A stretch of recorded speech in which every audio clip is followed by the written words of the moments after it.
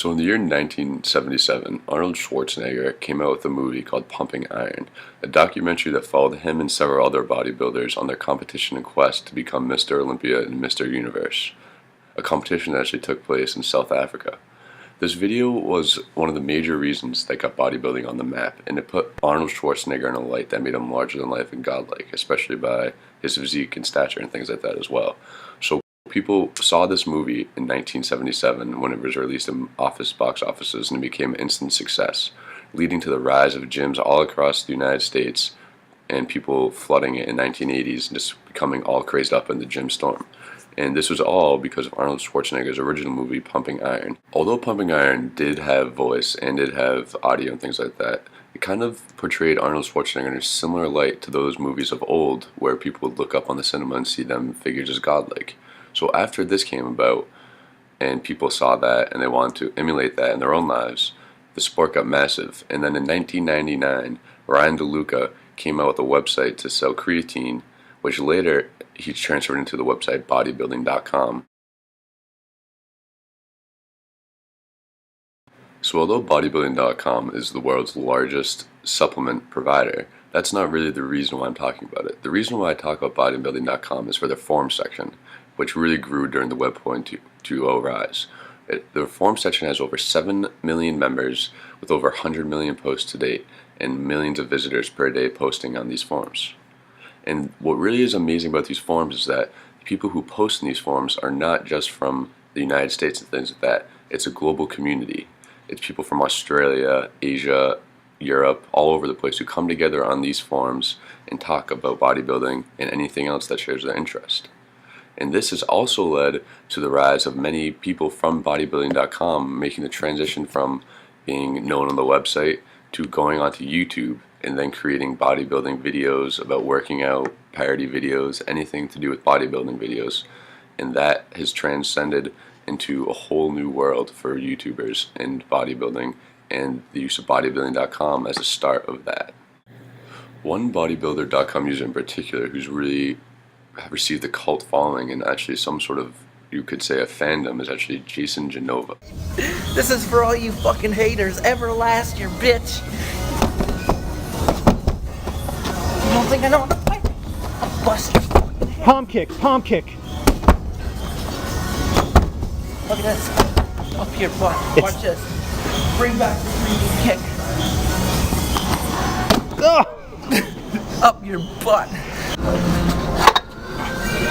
Get the numbers on my hand. Yeah, I have to run that. I'm doing over the head dumbbells press. Over the head dumbbell press right now. I'm doing dumbbell. You should go in the back door and try something. Yeah, that's good. Gotta get 10.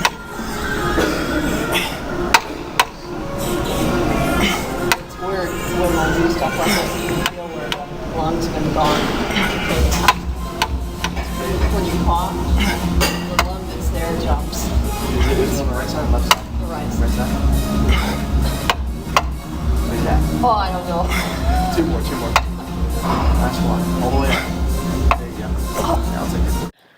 So although I personally do not understand the big hype about Jason Genova's videos, he does have quite the big fandom going on bodybuilding.com and on YouTube, where he has several years of threads where people post and talk about him on those threads going on the website. And the fandom has also named themselves Genova's Witnesses. And he really also helps out with this idea of a parasocial relationship and media friend by creating videos where he takes fans and brings them to his gym, and then he'll post the 30-minute videos on YouTube of him working out with a fan and interacting with them, and then answering questions with that fan at the end of every session.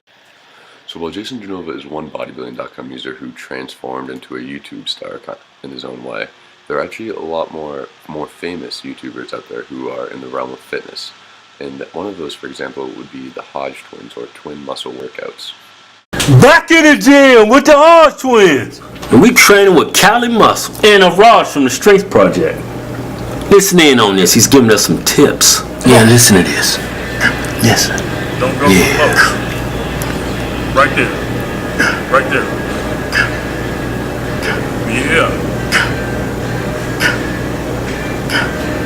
You hear that, fellas? He's got a different philosophy when it comes to lifting weights. He says if you're gonna hit chest, perform the movement where you're keeping the tension on those muscles that you're trying to target. Constant tension. So he says don't go way down and don't lock out up at the top. You're keeping tension on your pecs. Yeah, well, I notice a lot of people who compete in the Mr. Olympia, a lot of people train like this. Yeah.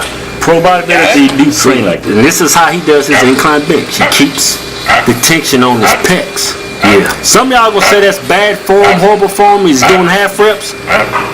Hey, if you want to tell this dude, as big as he is, he doesn't know what he's doing, then go ahead and do it. But I think he knows what he's doing.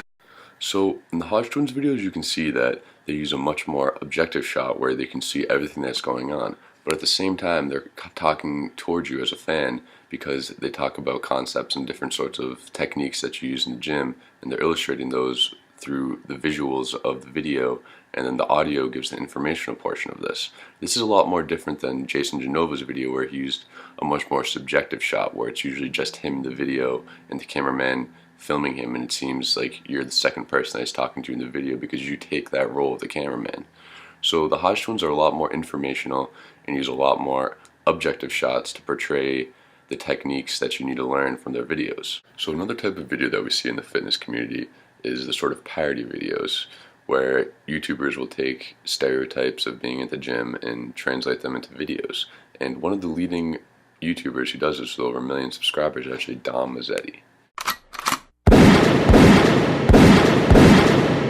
Now, as many of you may have heard, there is an epidemic spreading, a virus, a plague. It's not Ebola, but I wish it was. It's worse than the dude that fucked a monkey and started AIDS. It's the dad bod. See, the dad bod is a trending body type, though I hesitate to call it a body or a type.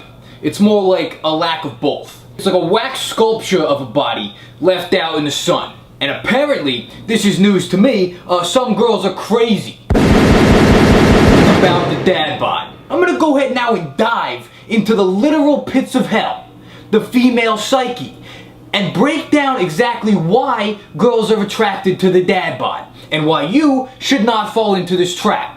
So in this video we see Dom in his living room setting, which creates a little more intimate feeling in the video and seems like it's more of a one-on-one session with Dom talking to us because we take the role, the subjective role of the camera.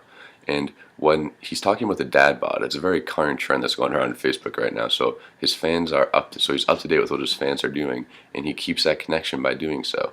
He also has very similar videos of this style where he's sitting on his couch in the living room, but instead of talking about the dad bod, he answers questions that his fans send him on Twitter. And he reads the question and then answers that, and that also really helps create these connections. And in my opinion, he is the very good example of a media friend.